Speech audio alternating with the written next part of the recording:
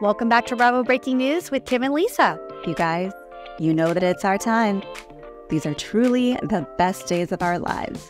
Vanderpump Rules is officially back.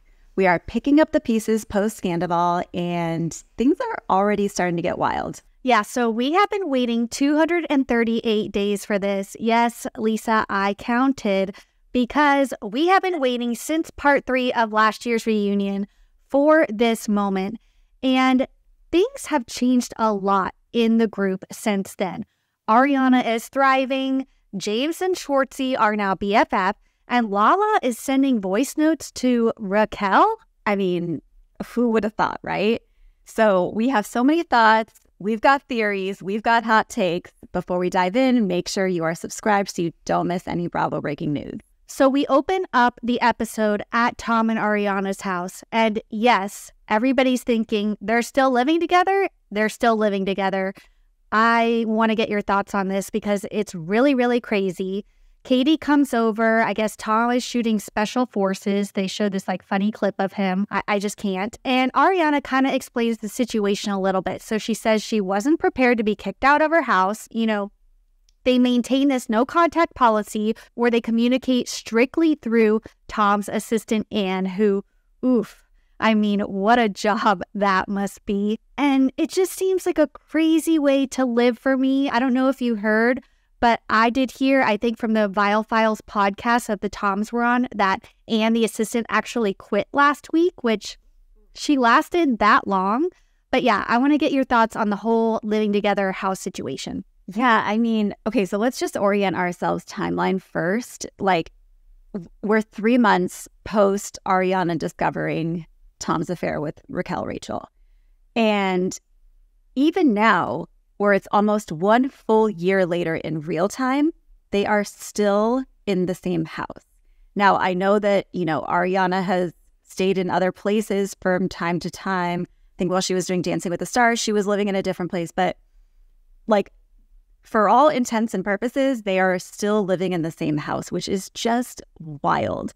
And I think if it tells you one thing is don't buy a property together unless you are officially married, because it is messy trying to figure out who gets the house, who gets what. Tom wants to buy her out apparently, but Ariana doesn't want to leave. She's like, why should I be the one that has to move? So it's just, I don't know. It's all crazy. We also learned that Tom and Raquel are still in touch at that point. They're sending each other postcards and things in the mail. And so obviously that kind of fizzles out, but we got to take ourselves back to, June of 2023. Yeah, it's kind of crazy. And they also talked about on the podcast how, Tom doesn't think it's fair that Ariana isn't letting him buy the house. I guess he offered her over $3 million total when they bought the house for about 2.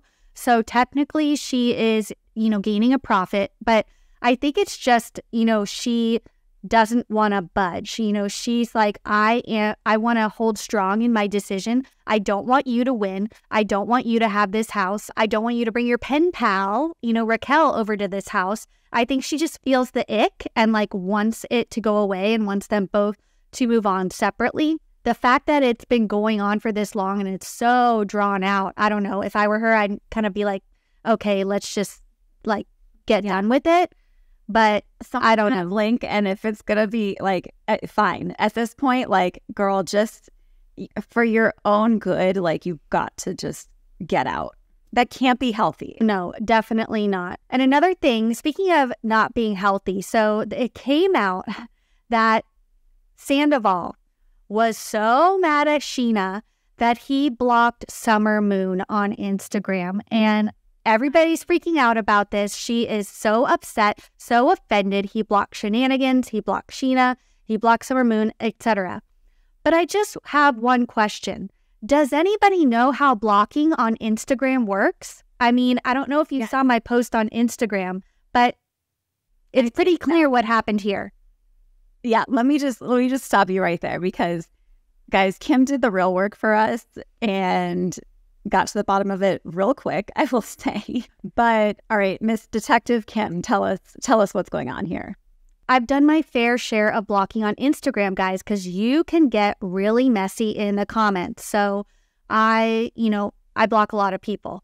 However, when you go to block Sheena or anybody, it pops up saying that if you block this person, you will block any account they've previously created and any account that they will create in the future. And seeing as obviously Summer Moon doesn't run her own Instagram and Sheena created and ran her account, it was an automatic thing from Instagram. So I'm not backing up Tom by any means, but I think Instagram's kind of the one to blame here. Yes. Okay. So thank you for getting to the bottom of this all, because it did seem extra petty for him to go and pull up Summer Moon's account and block her. Funny, but super petty. So this does make a ton of sense. Okay. Thank you. Okay. So then we get to Lala and her mom. We learn that Lala's mom has moved in with her from Utah, and her brother is also living in the same complex. So Lala's surrounded by a lot of family right now, which is great because she is basically, raising Ocean on her own right now. She's still in this messy custody battle with Randall, who I don't even think she wants to say his name on camera. I don't know if she wants to, but I noticed that she kept saying like that man and things like that. And we're really seeing a softer and more emotional side of Lala than I think we've ever seen before. Even in this scene right off the bat, she's talking about how she never really processed what, her heartbreak from breaking up with Randall, because she was just so focused on Ocean. And so now she's kind of dealing with that, and it's affecting her. And she's now like looking at all these other relationships thinking like, well, what's their motive? Do they have an ulterior motive? And, her mom says, well, I think that's natural. Like now your blinders are off and you know that like people can't just be trusted for at face value all the time. So yeah, I think this is the first of a couple of scenes that we get with Lala where she's like pretty vulnerable. And I liked seeing it. And so did I, but it was just like a complete 180 from the reunion. Yeah. I mean, she was going hard at the reunion. Like, in some cases harder than Ariana. Like she was really pissed off, really aggressive. And a lot of people called her out about it. Like, why are you so upset about this? You know what I mean? So it was kind of weird, but I think that she's kind of looked in the mirror. Obviously, we see, later on in the episode, we'll get to that, and maybe is making some changes. Maybe, I don't know, maybe it's because of the custody battle she's in. She wants to portray a different person on TV. Yeah, it could definitely have something to do with that, seeing as she's still fighting for full custody of Ocean, which she totally deserves, but that's tough. Another cast member who's kind of done a 180 is James. He's kind of mellowing out after the Scandoval of it all. He was very upset at the reunion, but I think a little time has passed. And he and Schwartz actually have a little date night. They get together, and Schwartz basically vents because it's basically his only real friend in the group at this point. I think the ladies don't want anything to do with Schwartz, especially not Ariana. So, and obviously Sandoval's not even there. So it's James. James is kind of his shoulder to cry on. And he talks about how Schwartz and Sandy's was deeply, deeply affected by the scandal. He's pissed off at Sandoval because of it. He basically says, like, Tom, if you're not going to spend the rest of your life with Raquel, then, like, none of this was worth it. And we know now, obviously, they're not together. So, yeah, I don't know. It was really tough to watch. I think everybody wants to see Tom without Tom. Even James says, you're your best Tom when you're not Tom, when you're just Tom Schwartz. And I think that Tom Schwartz really needs to continue to distance himself from Sandoval, but it's tough when both of their names are on both of their businesses that they own. Right. Yeah, I think he definitely needs to kind of find his own identity and, do some growing up on his part. And James, James seems to be doing that, and I hope he continues on that path. I loved him in the glasses. He was giving me Jude Law in The Talented Mr. Ripley, where Jude Law looked super hot. So I was into it. James says he's not drinking. He is smoking quite a bit of weed, though, which was a little concerning to me. But he says that this time his decision to not drink was his own. It wasn't like an ultimatum that Allie gave him or that Raquel had given him. And so, hopefully it lasts and he stays on that path. We get a really cringy impersonation of Bill Clinton from Schwartz when he's talking about, kissing Raquel. And I don't know. It wasn't his best work, but I did love when Schwartz gives us the moment of permission to bitch for just a second. I mean, that is like instant meme. Gonna use it all the time. So I will take that. But yeah, and Schwartz is also saying, like, I don't really know where I stand with Ariana. And he's about to find out pretty quickly. Yep. Yeah. I love seeing these two together. I hope we get more of it. I think we will, seeing as there's not even that many people on the cast. So we have to get some of them together. So then we pop over to Ariana and Sheena, and they're having a spa day. And there are a couple things about this scene that stood out to me. Number one, Ariana and Dan. So her new man, Dan, is going to be all over this season, which is kind of surprising to me. Maybe not in person, but definitely through FaceTime. They are still going strong. She met him like just weeks after the news broke about Tom, and they started dating shortly thereafter, are still together today. And Sheena kind of thinks it's like a little bit of a red flag. She thinks that Ariana hasn't processed the Scandoval of it all quite yet, and it's a little soon to jump into a relationship. And I have to agree. I thought that when this was all going down, I definitely thought it was a rebound. I mean, good for her. The best way to get over somebody is to get under somebody else. We've all heard it. But the fact that they're still together, I don't know, proves that maybe there's something real here. What are your thoughts? Yeah, I mean, some people are really just relationship people, and they don't like to be single. They go from relationship to relationship very quickly. And it seems like maybe Ariana is one of those people. I mean, she says she met Dan 10 days after, she learned that her partner of a decade, was having an affair and blew up their lives. 10 days. I've waited longer for an online order than she took to move on to someone else. And I'm not saying that there's anything wrong with Dan or anything like that. It's just, it does worry me a little bit that she isn't, processing fully what happened. But to each her own, I guess. We kind of hear Sheena talking about how, she's had a ton of anxiety, especially since this whole scandal, and she's diagnosed with OCD. She's now taking Zoloft. She's not drinking. So, I think that this affected a lot of people in different ways, not just Tom and Ariana. Let's not forget, we got Lala saying, I will never forget this, Sheena.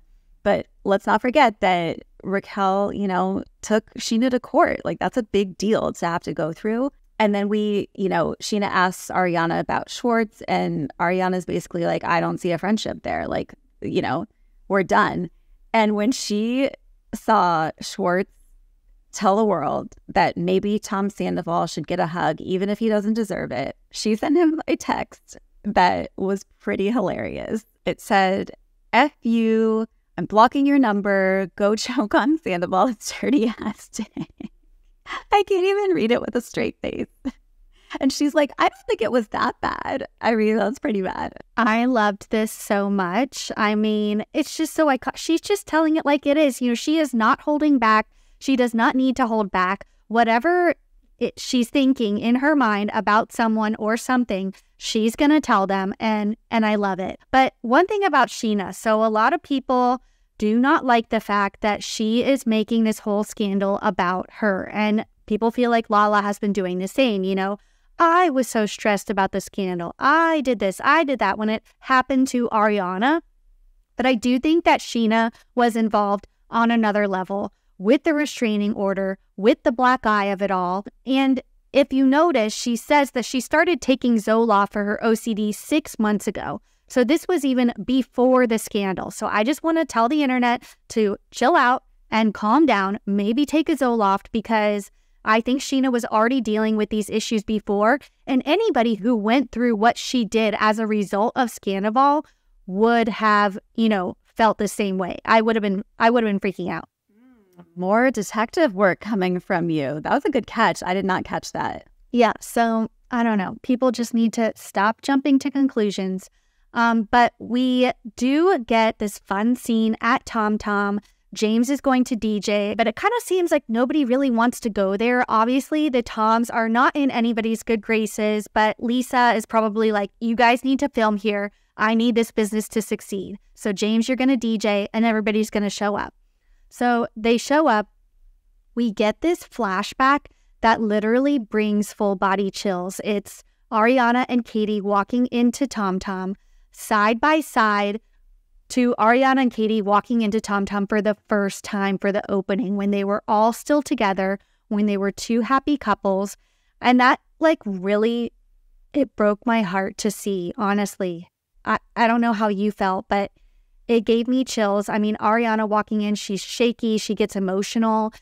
She's kind of giving Schwartz the cold shoulder. And honestly, I'm here for that. I think that she deserves to feel this way walking into Tom Tom, not only because it's her ex-boyfriend's bar, but because of what happened in there. You know what I mean? So I don't know. I'd be feeling the exact same way. Yeah, it's basically going back to the scene of the crime because that's where she found, Tom's phone and went through it and found the picture or the recording of Raquel. And yeah, I'm sure it's a lot to take in. And again, it's not that long after. This is not, 3 years after the fact. This is 3 months after the fact. So it's still very fresh.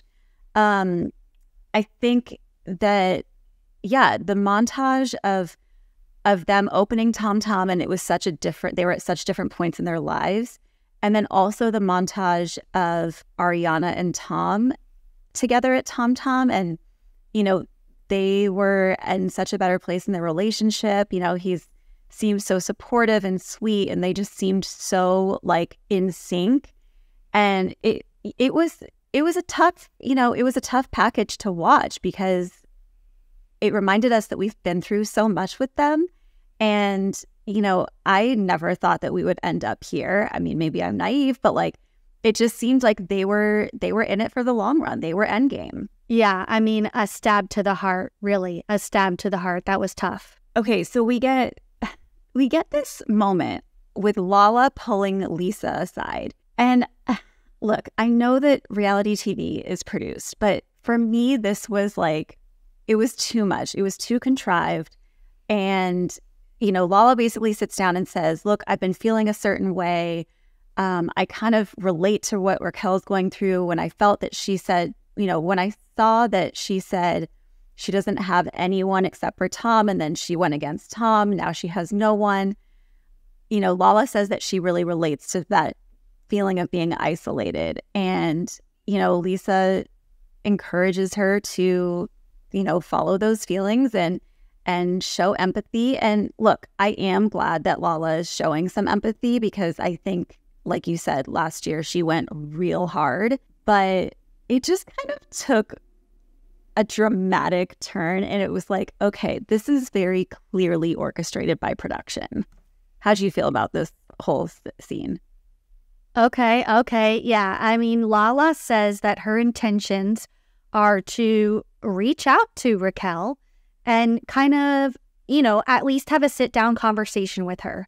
So we get this scene that will probably go down in Bravo history of Lala walking out to the back alley of Tom Tom and leaving Raquel a voice note. And she says, "Hey, Raquel, I'm sure I'm the last person you expected to hear from. I don't know if you're back in LA or not, but I'd like to have a conversation with you at some point if you're open to that. All right, hope to talk to you soon." And this, again, complete 180. Where did this come from? You need to tell me that out of everything that Raquel said, she said one sentence of, "I would feel like I didn't have anybody without Tom." And you were like, "Oh, switch flipped. I feel bad for her now. I want to sit down with her." No, I'm not buying it. I think we all know that, at the beginning of this season, there was talks of Raquel coming back. I think there were still contract negotiations going on. So I agree with you. I think production encouraged Lala, who I guess was maybe the one. I don't know who else would have. Right. Ariana's not gonna do it. Sheena's not gonna do it. Ariana's not gonna do it. Katie doesn't give a fuck. She's not gonna do anything that anyone tells her to do, period. So I think Lala sees this as an opportunity to maybe become more of an integral part of the storyline this season. So she takes it. I guess I can't blame her, but it was wild. It was absolutely wild. Said it, and now we said it. Okay, and I think the wildest part was that Raquel has the read receipts on. I mean, does anyone?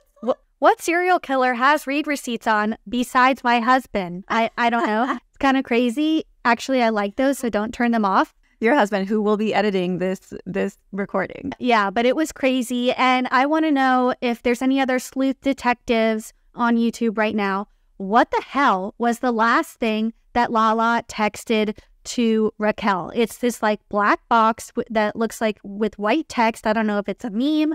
I don't know if it's a cease and desist. I don't know if it's a picture of her send it to Daryl merch. I don't know what it is, but I want to know what it is. So you guys look and let me know. Yes, go do your thing. Come back to us, please. All right, so we get to girls' night. The girls decide to go out, as a foursome. And Lala basically comes to Ariana and says, look, I don't know if you ever actually like me or if you just tolerate me. And I think Ariana kind of is a little taken aback by this. She's kind of, where is this coming from? Of course I like you. And is Lala just like, I feel like she might be feeling a little bit depressed and is kind of doubting herself, maybe doubting these relationships that she has, but she's not her usual confident, self. And it's just so different. I'm not saying it's bad, but it's just different. It's a different look on her. And I think it looks good on her. It's a nice change. But then she says, okay, well, on that note, I do want to tell you something. I sent Raquel a message. I reached out to her and I sent her a message. And we get Katie and Sheena. And Katie is mid-bite with a nacho or a quesadilla or something. And just wide-eyed like, what? And in that moment, we are all Katie. This was not something that I'm sure Ariana was expecting to hear. And Ariana also brings up like, this is coming from the person who a couple of seasons ago said, if anyone communicates with Randall at all, like you are dead to me. Schwartz went to play pickleball with him, cut off, immediately jail, no excuses. And so it is a bit hypocritical that Lala is the one reaching out to Rachel, but, I guess growth. If you want to call it that, sure, I guess. I don't know. Again, I think it's kind of all part of her master plan. I don't know. I think Lala maybe wants to step a little bit more into the spotlight, maybe get a little bit of that Ariana effect going. But we'll see. I don't know. I mean, Ariana actually seems to take this pretty well, which is kind of surprising, but I definitely don't think that this is the last of this. I guess there's going to be some sort of feud between them. We get the whole scene of Lala saying, I've never met anybody who gets cheated on and becomes God. But Lala says, no, that was taken out of context. So we'll see. I think there is a little bit of a tiff between them this season. But one of my favorite scenes of the episode was Sandoval returning to the house, returning to the dark, empty, lonely house. And I just have to say, I think that that's a metaphor for his relationship with the cast at this point. He has no one. He's returning to nothing. There's nobody on his side anymore. And I just thought that was chef's kiss, perfect way to end the episode. And an episode without Sandoval, more please, more of that. It was kind of wild that the whole episode was about Sandoval and we didn't see him at all until the last, 15 seconds. So it did feel like, where is everyone? Like, it felt like we were missing people. And then when he came on, it was like, yeah, that's probably who we're missing, as well as obviously Raquel Rachel. But, and guys, I'm sorry, I don't know what to call her. I think it's Rachel now, right? But I'm not doing it on purpose to be shady. I'm so used to calling her Raquel, so my apologies. But anyway, yeah, Tom doesn't really have anyone in his corner at the moment. So, he's in a dark corner by himself. I thought this was a great way to start the season, to see, how everybody's doing, how the relationships are forming. without Sandoval. Next week, Sandoval is back, so that should be very, very interesting. I think we're going to get some fun scenes between Ariana and Anne, Tom's assistant. So we will be here to cover it all, guys. Get ready because we're in for a wild ride this season. Make sure you subscribe so you don't miss any more Bravo breaking news. And make sure you check out our Etsy store for such cute merch like this cropped Vanderpump University sweatshirt that I love so much. Anyway, we will see you guys next time. Bye.